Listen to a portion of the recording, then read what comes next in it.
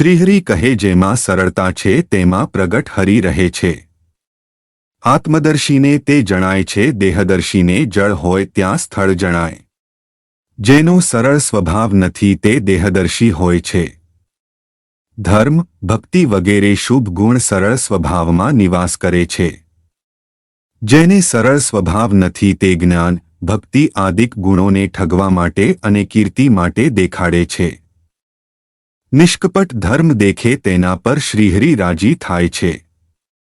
કોટી સાધન કરે પણ કપટી પર રીઝતા નથી. ઝેરના ગુણો પર તેનો સાચો ઉપાય મળે તો નાશ પામે છે એમ દરેક વસ્તુના ઉપાય હોય છે. શ્રીહરિ જેનો જે ઉપાય હોય તે પ્રમાણે કામ કરી સુધારે છે.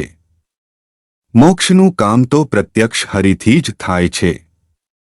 તેમના વચનથી બીજા મોક્ષ કરે છે.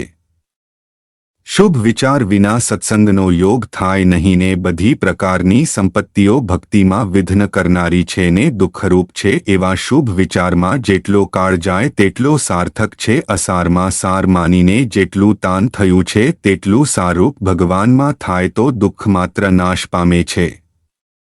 તે બધું સત્સંગથી થાય છે. પણ ગીંગાની પેઠે અસાર માર્ગનો ત્યાગ કર્યા વિના સત્સંગ કરે છે તેથી કાર્યસિદ્ધિ થતું નથી.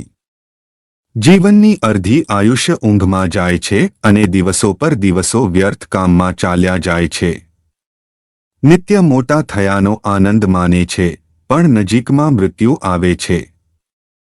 તેનો કોઈ ખ્યાલ કરતું નથી. નિત નવી આશાઓ અને મોહ કરતો જ રહે છે.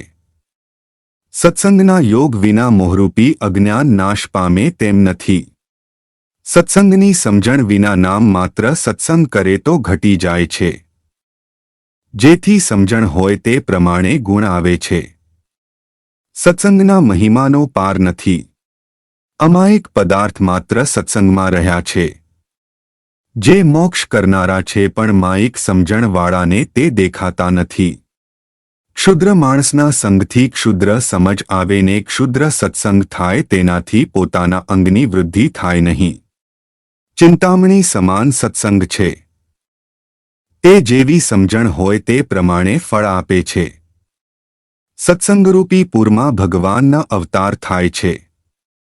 ભગવાનના ચરિત્ર, તીર્થ, વ્રત વગેરે ઉત્તમ વસ્તુ સત્સંગમાં રહેલી છે.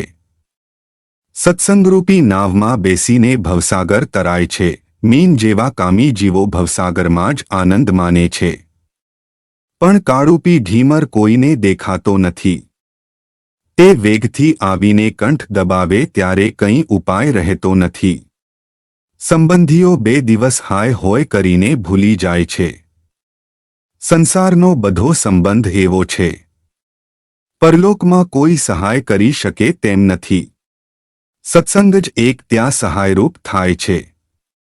તેમાં જેટલી કસર રહે છે તેટલું પાછળથી પસ્તાવવું પડે છે. સત્સંગમાં જ્યાં સુધી રસ જણાય નહીં ત્યાં સુધી નામ માત્ર સત્સંગી કહેવાય. સત્સંગમાં બાળક હશે તેને માથેથી પણ જન્મ મરણને જંપુરી ટળી જશે.